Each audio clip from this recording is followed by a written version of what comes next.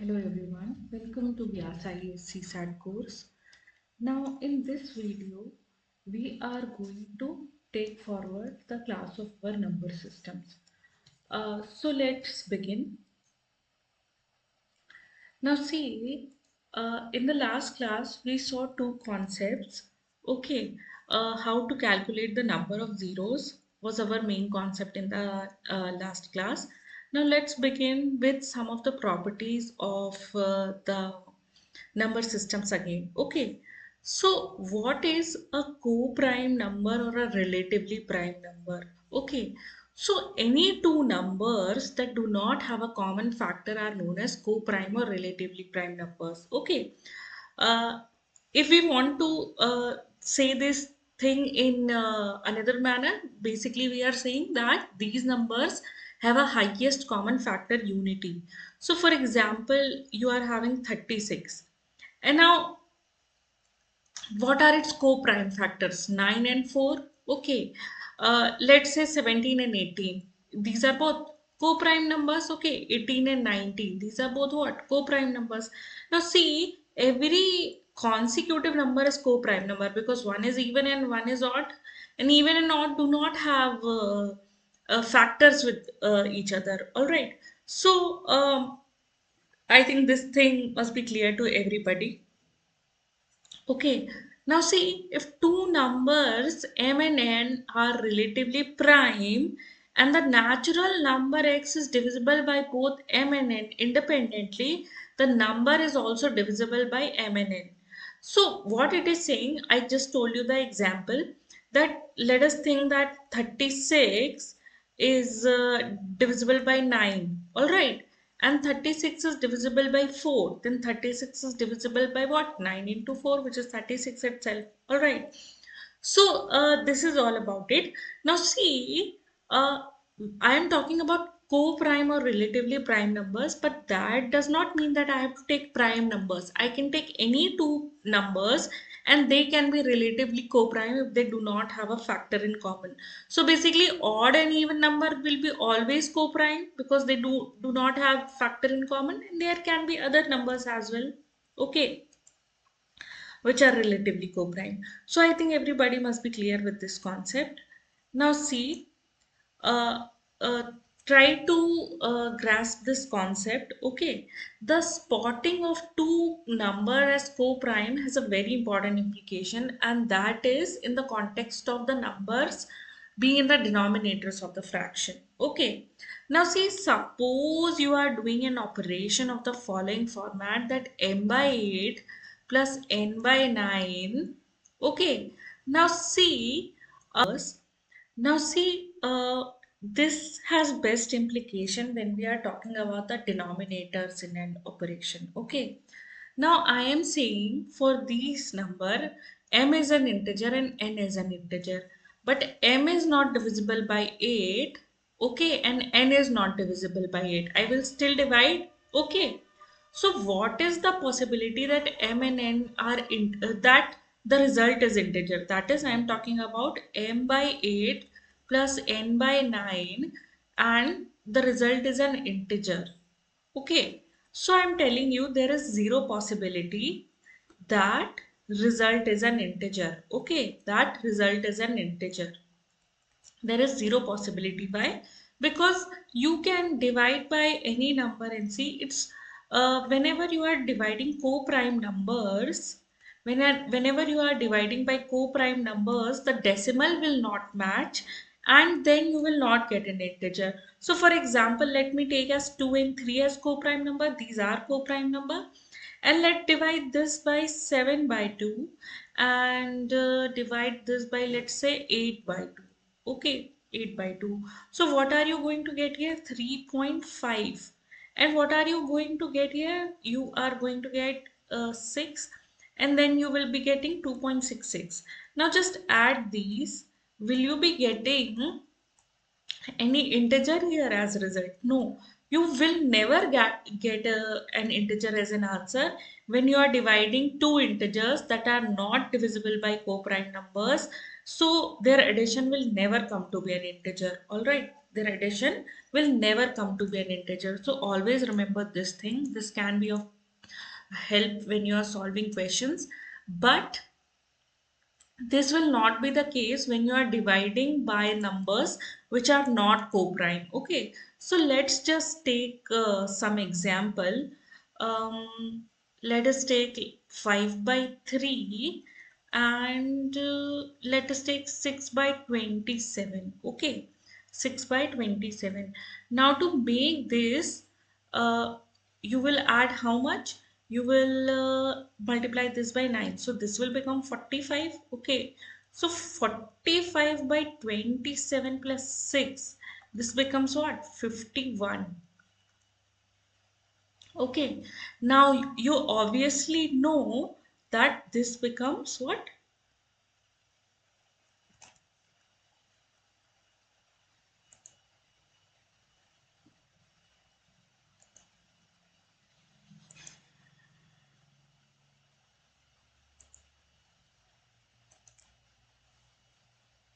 See students, now let us take this example.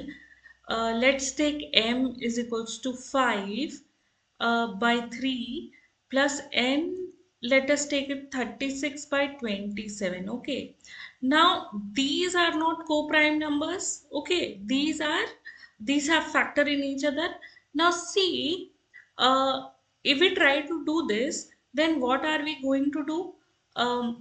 Either you can divide uh, directly, or you can do this, take the LCM. So what will you get here? You will get 45 here, you will get 36 here, so this will become 81 by 27. Okay, now obviously this is divisible by this.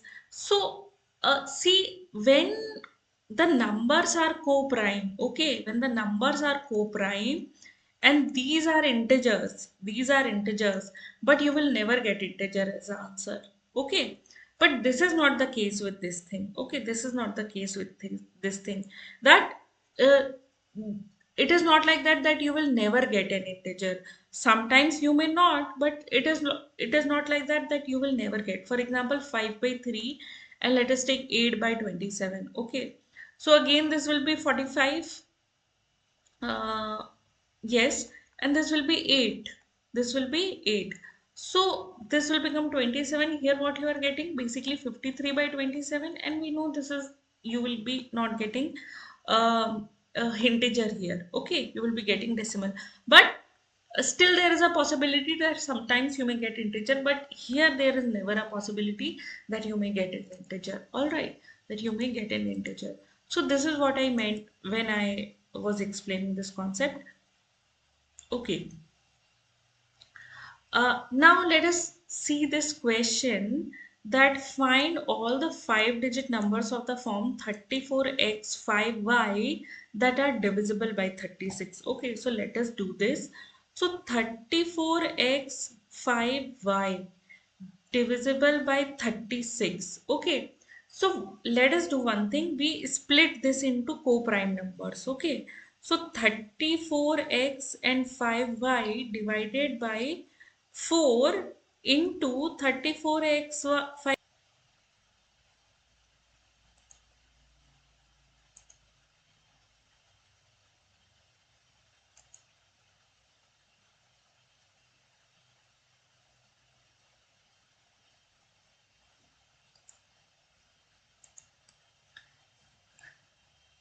See student, look at this question. It is saying find all the 5-digit numbers of the form 34x5y that are divisible by 36. Now what we are going to do in this question is that you take this number, all right, and divide this number by 36. So 36 can be split into two co-prime factors, 4 and 9. All right, 4 and 9.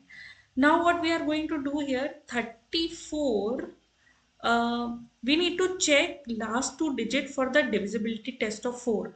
Now what is divisibility test of 4? That the last two digit must be divisible by 4. Okay, so if we keep, for example, let's say y equal to 2, here we will have 52, that is divisible by 4 13 times. And similarly, if we keep here 56, then it is divisible by 4 14 times. Okay, so now let's just take y is equals to 2 and 6. So we have two kinds of numbers, x, 5, 2 and 3, 4, x, 5, 6. All right. Now what is the divisibility test of 9? The divisibility test of 9 says that the sum of the digits should be divisible by 9. Okay. So let's just add this. Okay. Now see, this is what 7, this is what 7. So 14 plus x is equals to a number that is divisible by 9. So x we can put it equal to 4. All right. Then it will become divisible by 9. So we have 3, 4, 4, 5, 2. All right. 3, 4, 4, 5, 2.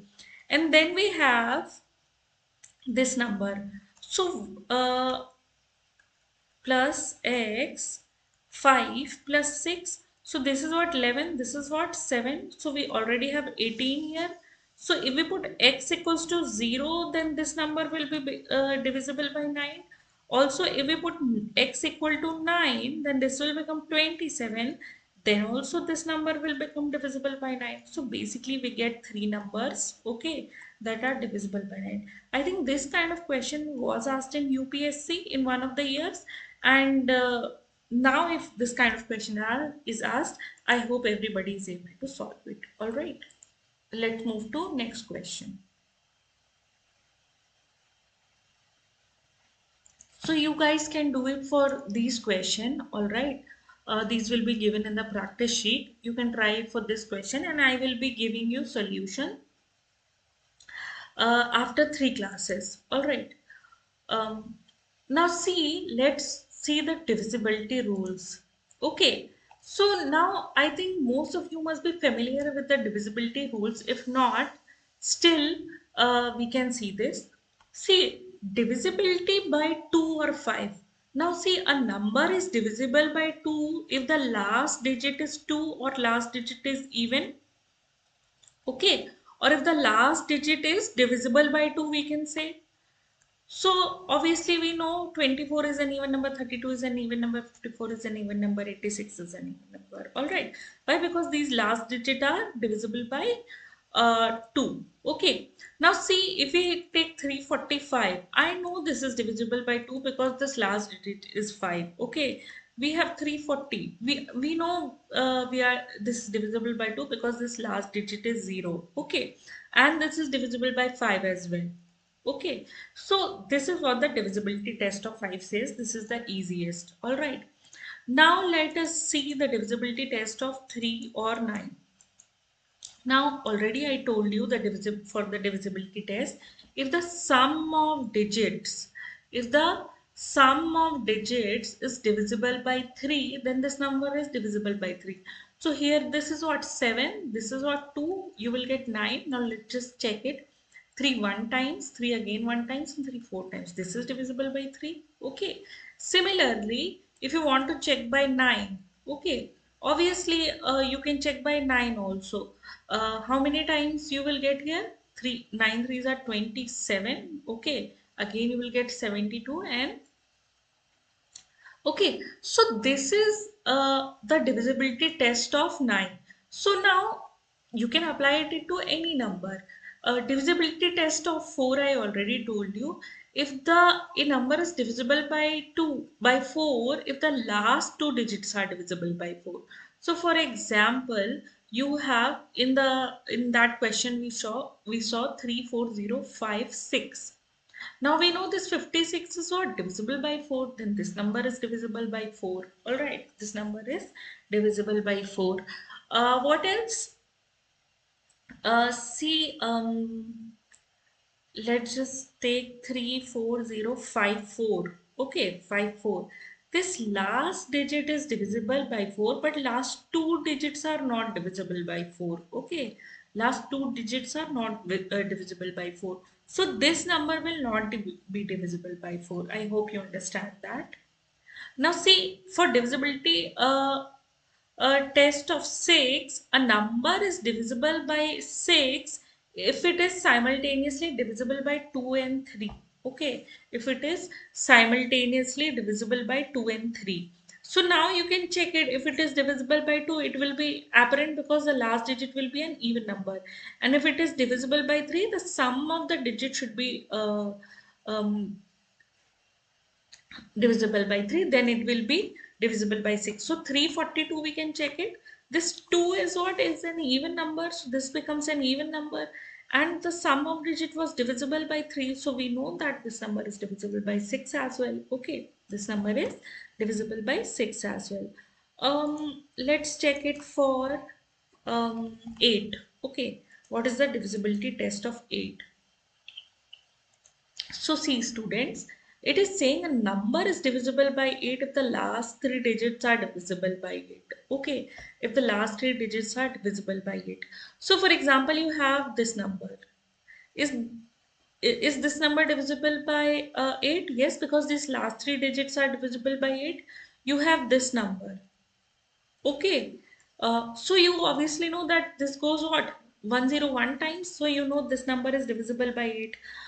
Take this number for example, 256. We know 256 is divisible by 8. 8 threes are 24. Okay, and this will go 32 times. Okay, again you can take any number of examples. So we know these last three digits are divisible by 8. Okay, so this is divisible by 8. I hope everybody is clear with this concept. For 8 it is very easy. Now let's check about 11. Now read this statement very carefully. It is saying a number is divisible by 11 if the difference of the sum of the digits in odd places and the sum of the digit in even places is 0 or is divisible by 11. Okay. So let's check it. We know 121 is divisible by 11. What is the difference of digits in odd places to even places? 2 minus 2, that is 0, divisible. 1331, these are what? Odd places. These are what? Even places. Okay, so this is 4 minus 4, 0. What about 888? Okay, this is what? Um, 16, and this is what? Uh, these are odd places and this is even places. So this is coming to be 8, but we know this is not divisible. This is not divisible by 11. You can check it. So this will become what? 88, and this will be left out. So this is not divisible by 11. But if you see 8, 8, 8, 8. So what are you getting? 16 minus 16, again 0. So this is what? Divisible by 11. Alright, this is divisible by 11. Let's take another number. We have 7, and let's take this as 8 and take this as 4. Okay, so 7 plus 8 is what? 15, and minus 4 you will get what? 11. Now this number is also divisible by 11. You can check it. How? This will go how many times? 66 times, and this will become what? 88.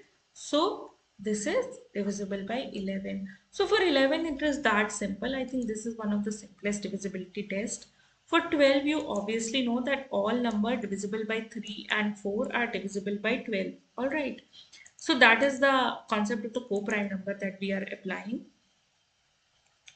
Now let's move on to this number. Now see divisibility by 11. This we have already seen. 12 we have already seen.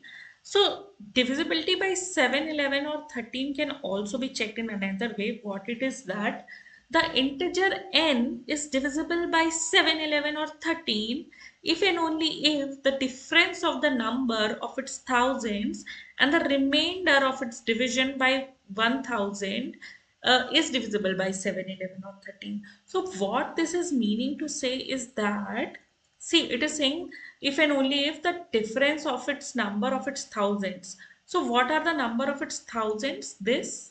Okay, these will be the number of thousands. We can write as that 473k. Okay, we can write. So we have 473, and then it is saying the remainder of its division by 1000. So what is the remainder of its division by 1000? Obviously 312. Obviously what? 312. Okay.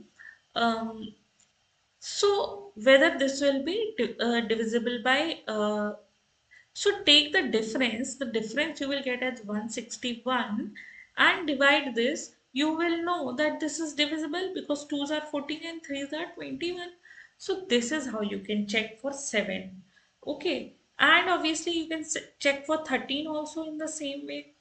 So let's take some, you can do this yourself as well.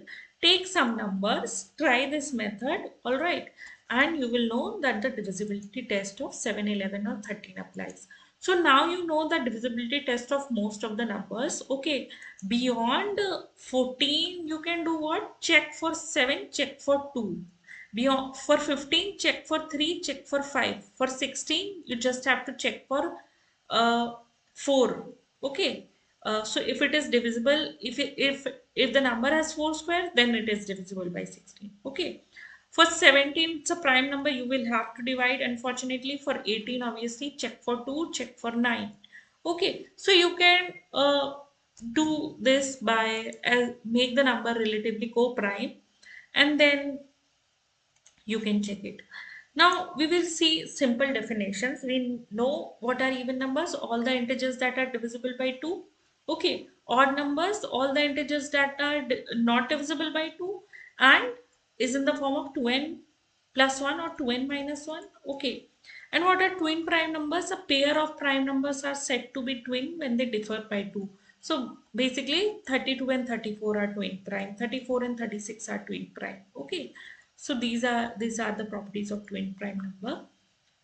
Okay, now what is a perfect number? A perfect number n, a number n is said to be a perfect number if the sum of all the divisors of n is equal to 2n. Okay, if sum of all the divisors of n is equal to 2n.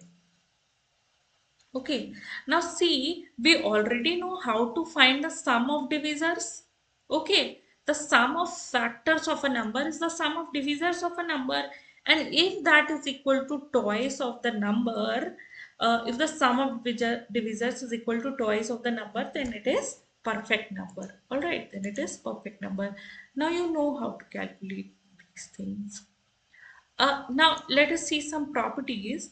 What this property, first property is saying, of n consecutive whole numbers, one and only one is divisible by n. Okay, so for, let's just take 4, okay, and we take 51, 52, 53, 54. So in this number only 52 is divisible by 4.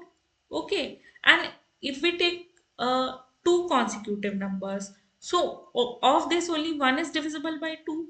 If we take, for example, let's say three consecutive numbers,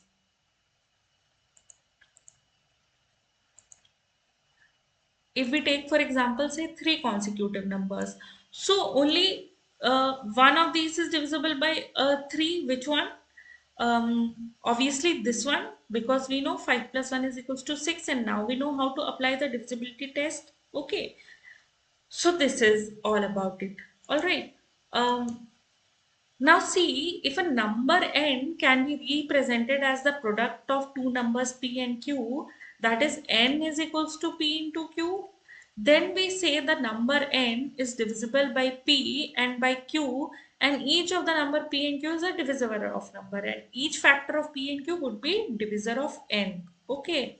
So basically, this is nothing but it is saying that, let's just say 36 is divisible by 9 into 4. Okay, so each factor of this is also a divisor of this, and each factor of this is also a divisor of this. So this is nothing but common sense, but still we need to know what the statement means, because what happens in UPSC CSAT examination, you are giving very very long statement. So you obviously know the concept, you know the tricks, but you don't know what to apply. So reading long sentences is very much important, and having their comprehension is very much important for UPSC CSAT.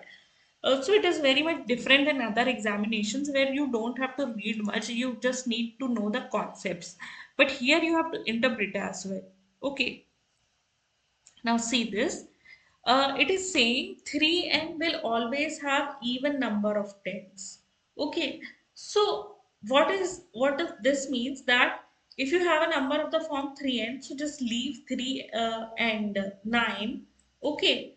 Other than this, at the tens place you will always have even number. So okay, let's just see. If you put n equal to 3, you will get 27, and for 3n you have always even number of tens. So these kind of concepts can be taken in application when we are given limited information. Then we can generate information from here. Okay, when we will do questions we will see. Okay, so now next you will do what? Sorry, this is 3 to the power n will always have even number of tens. Okay, not 3n. 3 to the power n will have always have even number of tens.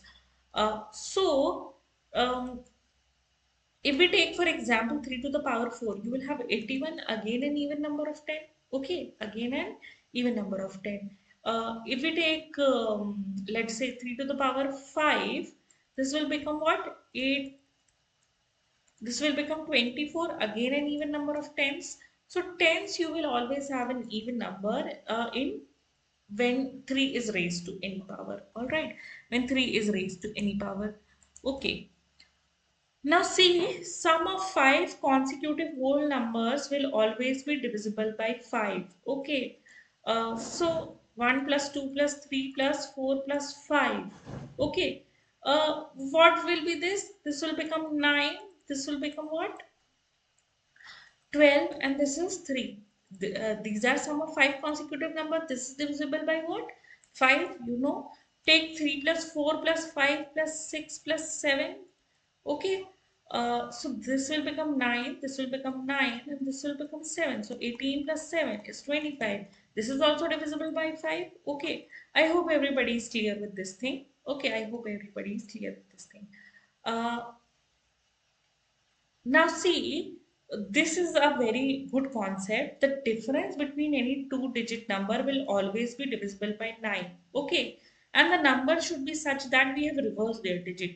So, for example, we have 54 and then we have 45. So, obviously, their difference is what? 9. We have 63 and we have 36. So, what is the difference between these two? This will be what? I think 27. Okay, 27.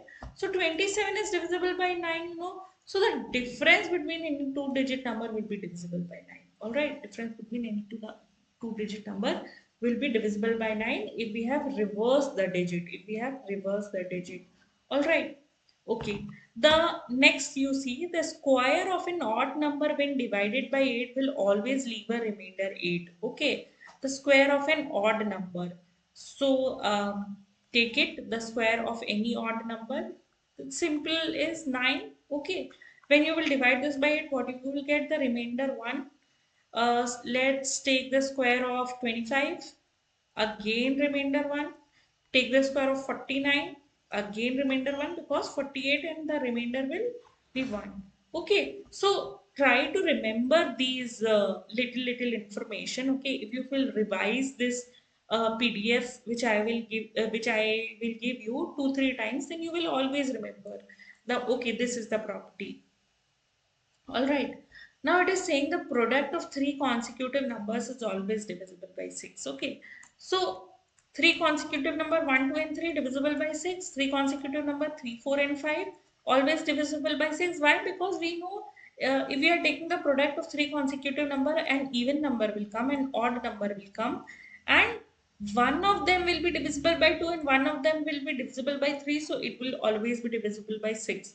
So sum of the products of product of three consecutive number will always be divisible by 6. You can check it for 6, 7, and 8. Here it is divisible by 6 only. Okay. 8, 9, and 10. Okay.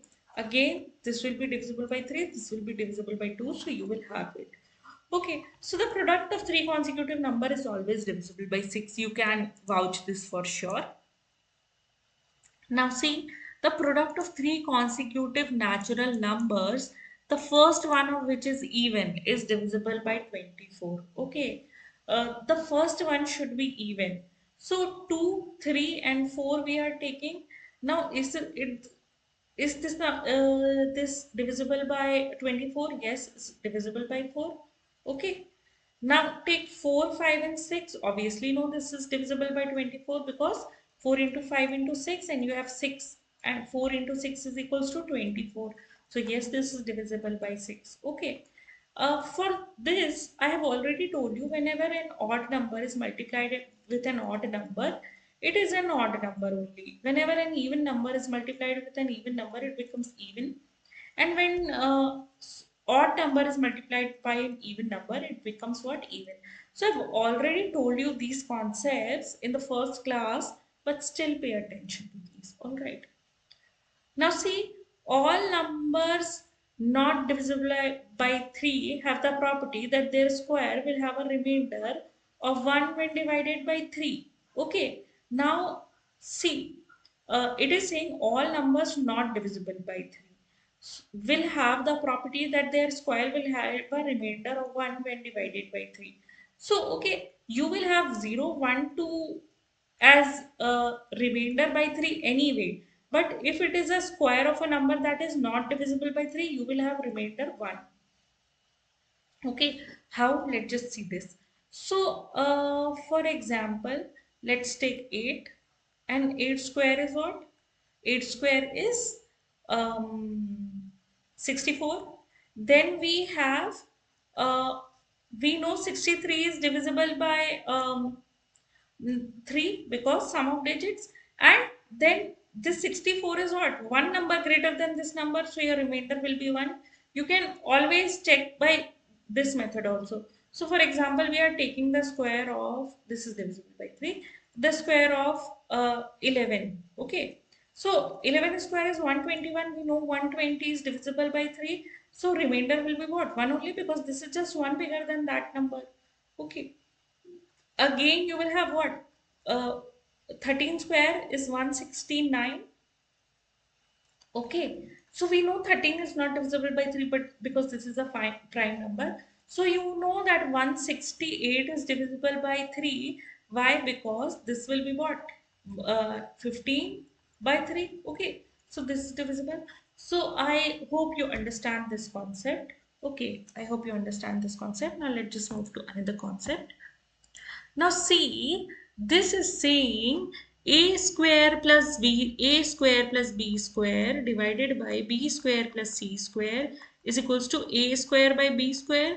So a by b is equals to b by c in this case. Okay, a by b is equals to b by c in this case. Okay, so always remember when this is happening, so that means a by b is equals to b by c. Okay, a by b is equals to b by c. uh, but carefully look at this property. Okay, it is saying a square plus b square and b square plus c square. Okay, so this property comes to be true. All right, there is nothing to be explained in this property. Okay, for example, let's say keep this as um,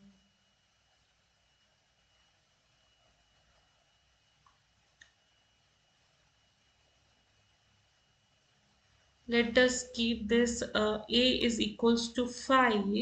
Okay, and keep b is equals to 15. Okay, and c is equals to 45. Now you know 5 by 15 is equals to 15 by 45. Okay, so if anyone asks you what is 5 square plus 15 square divided by 15 square plus 45 square, so you don't need to now add and calculate this. What you will need to do is just take a, do it square, and just take b uh, and do it square. Okay, so what you will get? You will get 25 by what is 15 square? I think 225. Okay, and divide this, you will get your answer. So I hope everybody is clear with this concept. All right, I hope everybody is clear with this concept. Now see, it is saying the product of r consecutive integers is divisible by factorial r. I already told you what is factorial r. So let us take like factorial 3. What is factorial 3? 3 into 2 into 1. And we take the product of r consecutive digits. So any r consecutive digits. This 7 into 8 into 9. We know this is divisible by 6. Why? Because this will go 3 and this will go 2. So yes, this is divisible by 6. So always remember these kind of properties. Look at this property. It is saying if n, m, n are two integers, then m plus n factorial is divisible by m factorial and n factorial. Okay. Now see, m plus n factorial will contain m and n factorial. How? See, let's take 7. Okay, 7 factorial. We can write this as what? 3 factorial and 4 factorial. Okay. So 7 will be what? 7 into 6 into 5 into 4 into 3 into 2 into 1. And this factorial 3 is what? 3 into 2 into 1. And this factorial 4 is what? 4 into 3 into 1. So this will get cancelled. This will get cancelled. So you know factorial 7 is divisible by factorial n and m and factorial n. Okay, so this is how this property is. Now see, difference between any number and the number obtained by writing the digit in reverse order is divisible by 9 for any number of digit. So we studied it for x, y minus yx, but this is true for anything. So you can always check it. Like for example, we say 542 and subtract this by 245. Now you're writing the digit in reverse order. Just subtract this and see what you will get here is 7. Okay, what you will get here is 9, and what you will get here is what? 1 197 you have here, and just divide this by 9. So you have what? I think,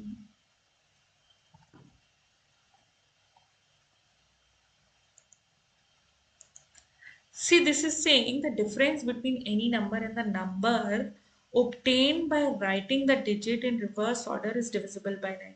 So you have what? This means that for any number it is true. So if for example you are given 542, so what is the reverse order of this? 245. So 542 minus 245 will be what? This will become 7. This will become what? This will become 9. Okay, this will become 9. This will become 4. So this will become 2. Alright, this will become 2. So 297 divided by 9.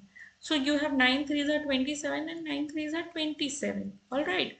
So you know for any number of um, digits, this thing is true that if you divide the digits in reverse order, then it is divisible by 9. Alright. Okay.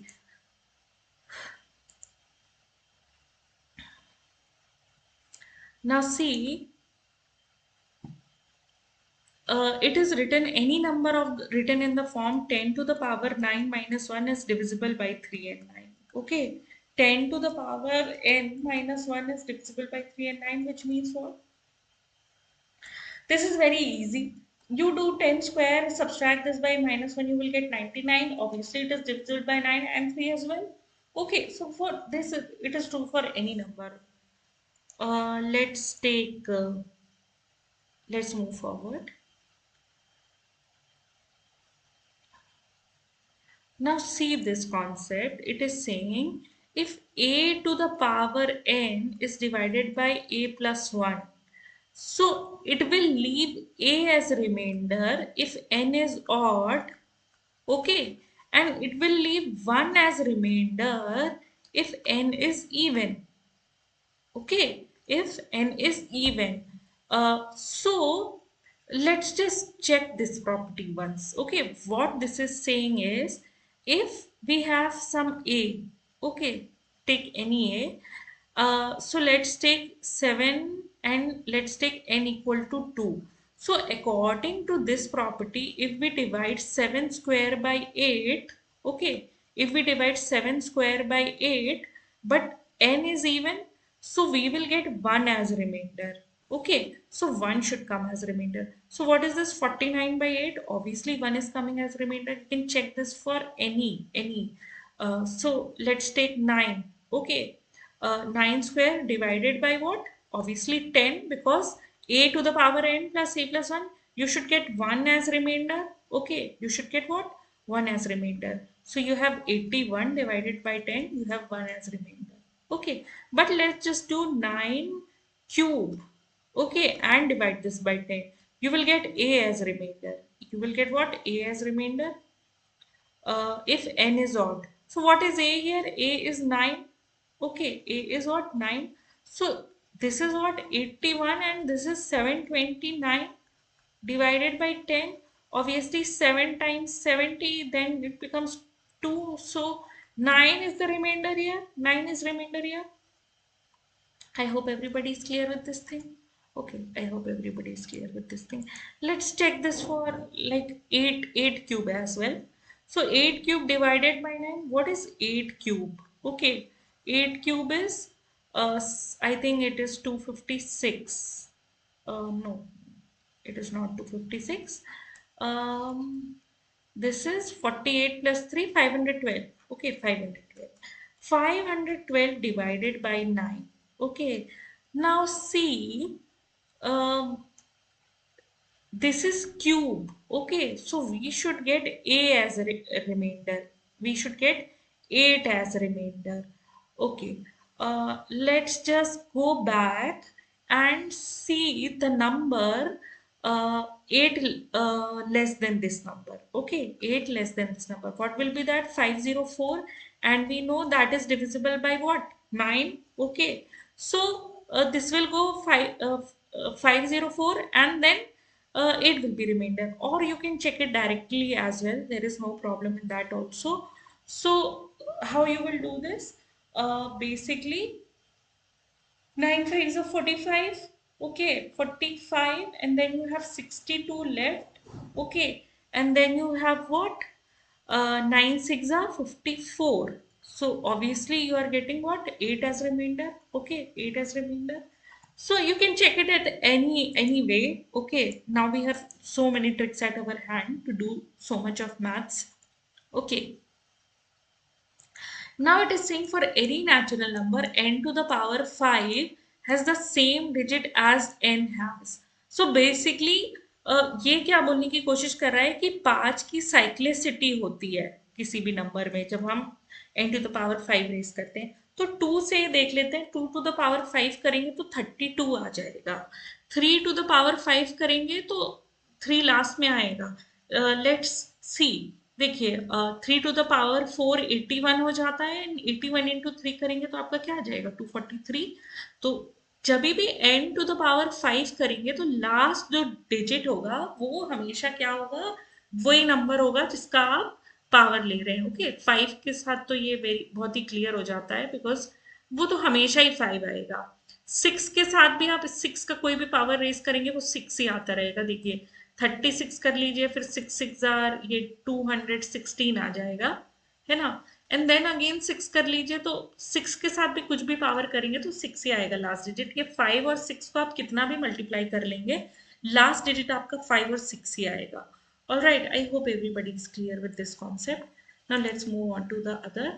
Now see, for any natural number, n cube minus n is divisible by 6. Okay, n cube minus n is divisible by 6. इसका क्या मतलब है कि take 8 cube, divide, subtract this by 8, you will get a number that is divisible by 6. Okay, so what is 8 cube? So we know that this is 512. We subtract this by 8. What we get? 504.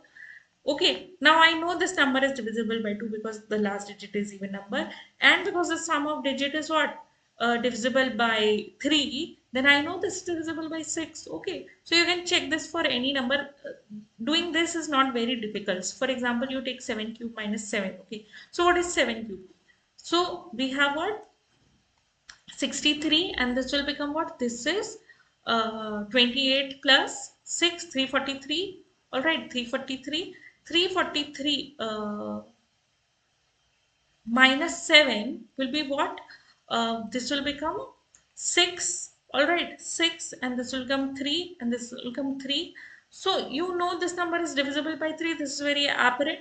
Okay, or you can add it also and see, because this will become 12 and this will be divisible by 3, and this is divisible by 2 as well, we can see. So we know that this property is correct, that for any natural number n cube minus m is divisible by 6. All right, n cube minus n is divisible by 6.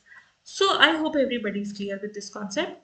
Now let's just check it for this number. Okay, you have 1 into 2 into 3 into 4 into and so on n minus 1.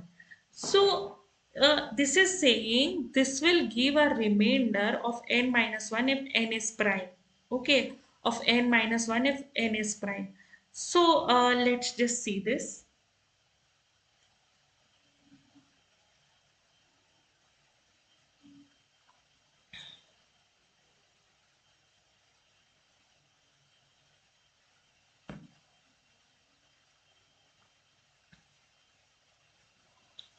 So let's take n equal to a prime number. What is a prime number? Let's take 5. So 1 into 2 into 3 into 4 into 5. Okay. And we need to divide this by 5. Sorry, we will not take 5 because we have to do 1 into 2 into till n minus 1. Okay, till n minus 1. So we take 1 into 2 into 3 into 4 n minus 1 divided by 5, and it is saying the remainder should be n minus 1, that is remainder should be 4. Alright. So 8 into 3 is 24, and 24 divided by 5 is what? 4. Okay, remainder is 4. You will get remainder 4. So this property is true. You can check. But if n is composite, that the remainder will be 0. So let's take n as a composite number. We know 6 is a composite number because it is composed of 2 and 3. All right, because it is composed of 2 and 3. So we have 1 into 2 into 3 into 4 into 5 divided by 6, and we know the remainder will come 0 because this number is completely divisible by 6. So the remainder will be 0. So if n is a prime number and you multiply the numbers from 1 to n minus 1 and divide this by n, then you will get n minus 1 as remainder. Okay, and if n is composite and you multiply number till n minus 1, then what? Then you will get remainder as 0. Then you will get remainder as 0. So I hope everybody is clear with these concepts. Revise these properties again and again, and you will be done for any competitive examination. Okay, you will be done for any competitive examination. So let's see the remainder theorem here. What is remainder theorem? Now this theorem is of use in UPSC CSAT very much. We will see the UPSC questions in the next class, but let's understand the remainder theorem here. Okay. Now see, I have to divide this number by 12. Okay, I have to divide this 17 into 23 by 12. So what I am doing here is I am writing this in the form of 12. Okay, I am writing this in the form of 12. So I will write what? 17, I can write it as 12 plus 5, and 23 I can write it as 12 plus 11. Okay, 12 plus 11. So now I can write this as 12 plus 5 into 12 plus 11, and this will become what? 12 into 12 if I multiply this, and this will become what? 5 into 12, and this will become what? 12 into 11, and this will be 5 into 12. Okay, now I will divide this by 12 because यही करना था मुझे. But when I'll divide this, I know that the remainder will come as what? 0. Okay, because this is completely divisible. When I divide by this, I will know the remainder will come to be what? 5. When I divide by this, I know the remainder will come to be 11. And when I divide by this, the remainder will be what? 0, because this is completely divisible. So effectively, the remainder depends on what? Remainder depends on 5 and 11. Okay, the remainder depends on 5 and 11. Okay, so whatever will be the remainder of this term, Okay, whatever will be the remainder of this term. So that will be the remainder. All right, that will be the remainder. So, sorry, this should be 11 because 5 into 11. Okay, this should be 11. So then the remainder will be 5 into 11. Okay, sorry. Let's just see. Because of a simple mistake, I may have misrepresented the concept. Just see once more. Okay, this is 12 plus 5, and this is 12 plus, multiplied by 12 plus 11. 12 plus 11. So what are you going to get? 12 into 12 plus 12 into 11 plus 5 into 12 and plus 5 into 11 divided by 12. Okay, so this will give you the remainder 0. This will give you the remainder 0 because this is divisible by 12. This will also give you the remainder 0, but you have 5 into 11 by 12, so this will give you as remainder something. Okay, now that will be the remainder. So your remainder is only dependent on this. Okay, your remainder is only dependent on this. Now finding the remainder for this is very easy. You will do what? This is 55 and this is 12. Okay, so I think it will go 4 times. Okay, because 5 times it will become 60. So this will become 4 times. So the remainder will become what? 7. So this is that easy. All right, I hope everybody is clear with this thing. Um, Now see, if I have to find the remainder of this, okay, if I had to find the remainder of this, for example, 1421 into 1423 into 1425. So I will not multiply this and then divide by 12. I will just divide this by 12. Whatever remainder I am getting, I will multiply and then I will get the remainder. So see, if I am dividing this by 12, what will I be getting? 1421. So this will be what? 12 one times. Okay, this is 22. Okay, then again you will put 12 one times. Okay, so this will become what? This will become 101. Okay, this will become 101.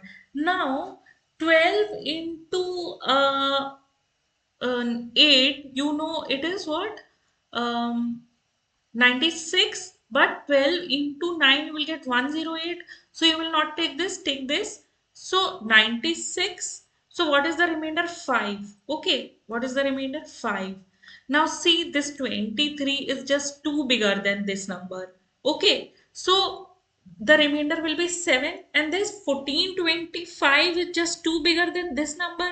So the remainder will be 9. So basically I have 5 into 7 into 9, all right, divided by 12. Now I will do what? 35 into 9 by 12. Okay, so the remainder for this is what? Um, 12 into 2 times it will go. So this will become 11, and this will become what? 11 into 9 by 12. Now you have what? 99 by 12. Now you can easily find the remainder. Okay, so you know this will go 8 times and the remainder will be 3 because 96, 99 minus 96 is 3. So you don't have to do this all long multiplication. You can just very easily find the remainder. All right.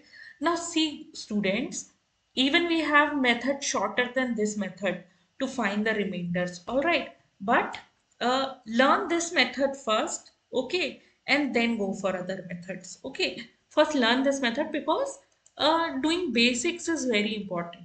Okay, so this will be the practice exercise for you that will be given in your practice sheets. All right. Now let's just move to another concept. So we have negative remainders as well. Now I earlier told you that remainder cannot be negative, but just for a moment of to forget this and try to absorb what I am saying. I am saying we have to find the remainder when 14 and 15 is divided by 8. Okay. So, see, I know 8 twos are 16 and 14 is 2 less than 16. Okay, 14 is 2 less than 16. So I will write this as the remainder as minus 2. Instead of writing the remainder as 6, I am writing the remainder as minus 2.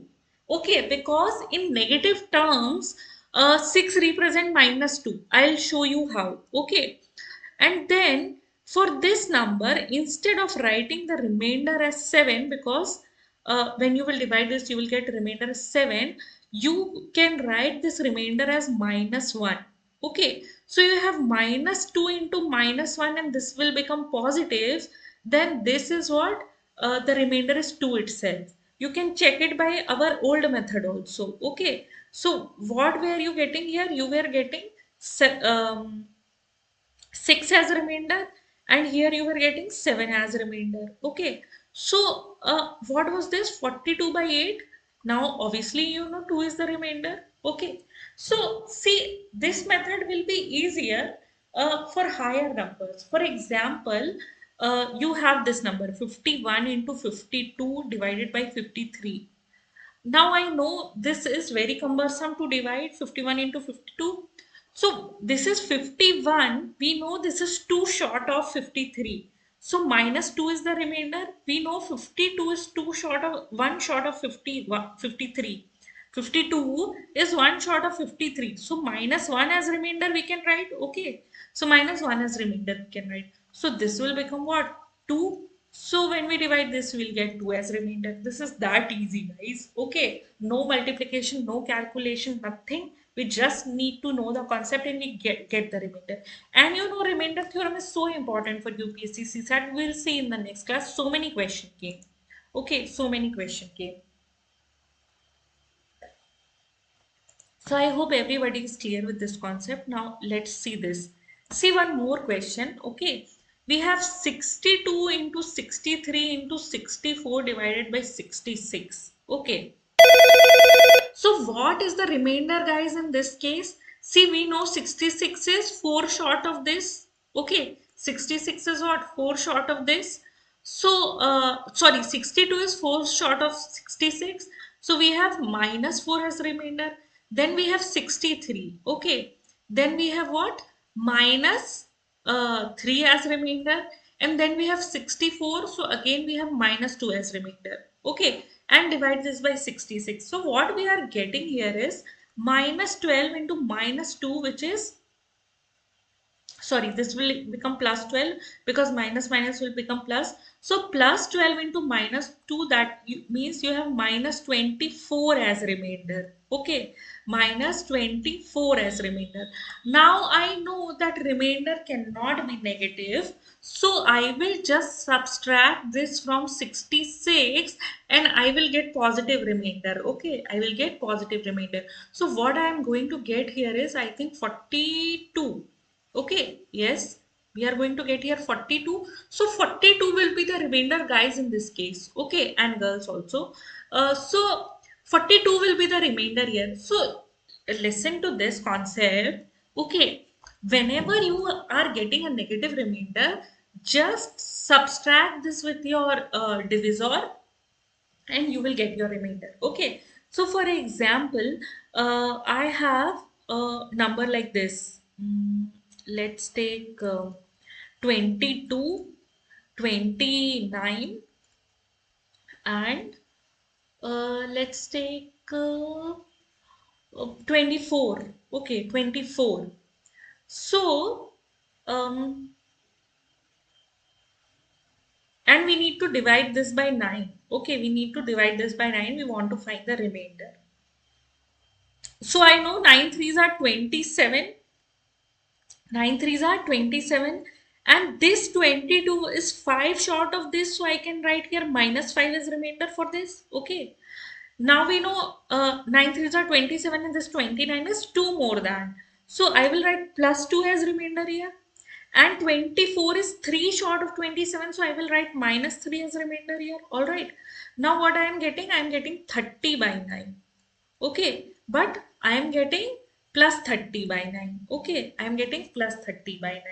So what I am getting basically here, 10 by 3. And what is the remainder here? 1. Okay, 1.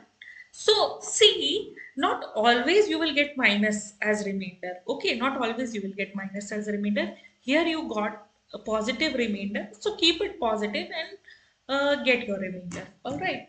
Now I hope everybody is clear with these concepts. We will continue the remainder theorem in next class as well.